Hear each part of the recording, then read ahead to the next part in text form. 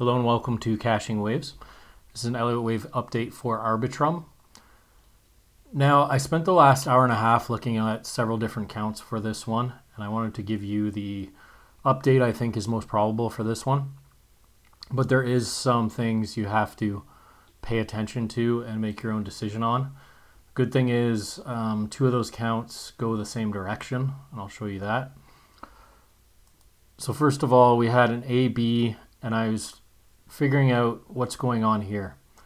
So the question you need to decide and make your own judgment on is this a double bottom, or is the low over here? In which case we could potentially be making a flat pattern to the upside, or is this a truncation and we're starting our trend here? No matter what count you come up with, you're going to have to make that decision yourself. But I dug into this pretty hard. I get a double zigzag here, get a WXY here, get a double zigzag down to here, get a zigzag up to here, and this is the part, even no matter how much I count this, it's either a shitty 5-wave pattern or a triple zigzag, which is valid in an ending diagonal. So the best option, if you consider this complete, in my point of view, is this is a 1, 2, 3, 4, 5, and we ended in 5. But you're going to have to make that judgment call for yourself. It only matters really after the next wave to the upside. I'll show you that because I'm currently tracking a 5-wave pattern. But the big caveat here is if this is a 3-wave, if this is a 3-wave, and the low is over here, then this could all be one really massive expanded flat or flat pattern, a 3-3-5. So you're going to have to make that decision yourself. I think the low is over here. That's my bias, just because the size of everything, it just makes more sense, and that we truncated here, or this was a triple zigzag to end a double bottom. It came within like 10% of the low. So it was a really deep retracement. Anyways, I spent the last little while after the sell-off trying to count what could possibly be happening here. And what I came up with was a leading diagonal wave 1. We had a WXY for our wave 2. Came between the 50 and the 618. My older count until this wave happened was that this was a running flat, if you remember. It didn't really matter because the direction was to the upside, which was in our favor. And we're looking for a long there. But anyways, off this wave 2 low, have a second leading diagonal.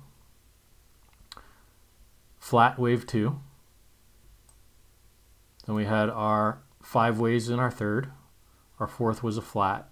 And we got our 5th wave up of our third. And it makes the most sense if you look at the Fibonacci levels. I pulled from the wave 1, 2 in blue. Our third came to the 1.618 extension. Our fourth was, I believe, a 236, and we extended up just shy of the 2.618. We usually look between the 2.382 and the 2.618 for our 5th wave, which we got there in blue.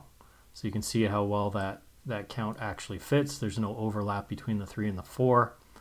And the only caveat is in green, we came up just shy of the 1.618 for our third, which actually, if this trend stays intact, would suggest the fact that we could get an extension in our 5th because we expect extensions in one of the waves.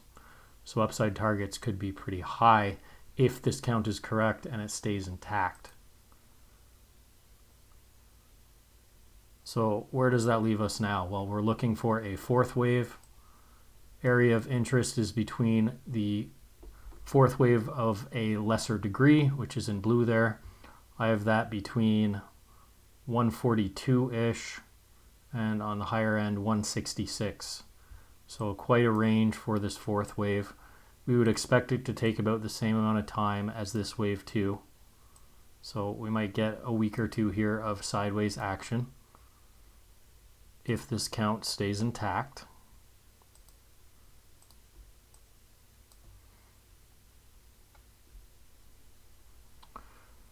So going down to the hourly,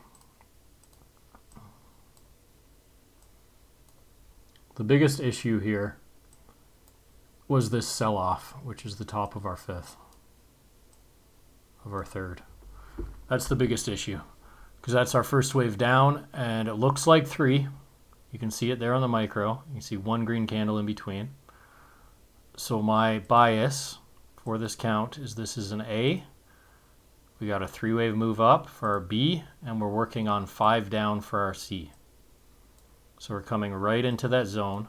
We want to hold in and around this wave, if not on top of it. And we don't need to make a new low below this A. That's the important thing to pay attention to. And we can get a WXY. The only difference is this would be 3 waves rather than 5. But let's see where those extensions take us if we got a standard 5-wave. It's not too bad. So we would expect our, go to the micro here.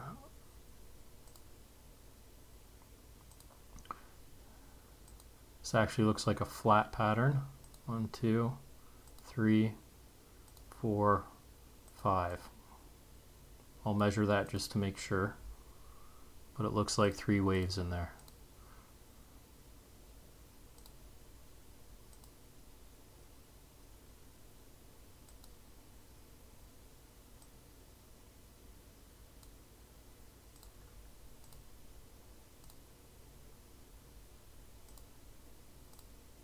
Yep, that's a flat. So our wave 2 is a flat. So we're looking for our third down at the 1.618 extension at 166. A retracement for our fourth, and our fifth just to go below that third wave. Standard targets are 150-ish for our fifth. But this looks really good.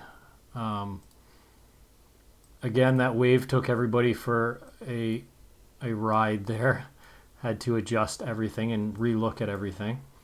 But this is an excellent buy zone here if you want that 5th wave to the upside potential. And again, because we came shy of the 1.618, I would expect this to be an extended 5th wave. That's the expectations when we come up short. So how far that is, we've yet to know. Is it the 2.618? Is it 2.382? It's quite a range, and once we finish this correction and get some follow through to the upside, we can target things a little bit better. But until then, I'm looking for a buy zone here. Stop could be just past the 50, which is 141.18, and where probability shift is on the other side of the 618. 100% of the time that would shift those probabilities. But the wave 4 invalidation is the top of our wave 1 in green, which is 122.54. All right, so that's what I'm looking at. It looks good. Thank you for who suggested me looking at that. I've just been paying attention to other things. But looking for that buy zone down here. And if this is just a WXY at 333, we could be finishing up at the top of this 4th wave. But I'm not just going to hop in.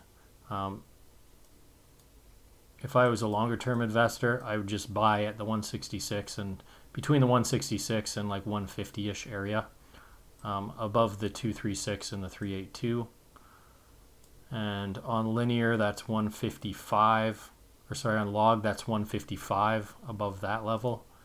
And on linear, that's 166, so really close together. But looks good, guys. Hoping this pans out within the next 2-3 days and can get confident on this count. Until that's your update for Arbitrum, thanks for watching.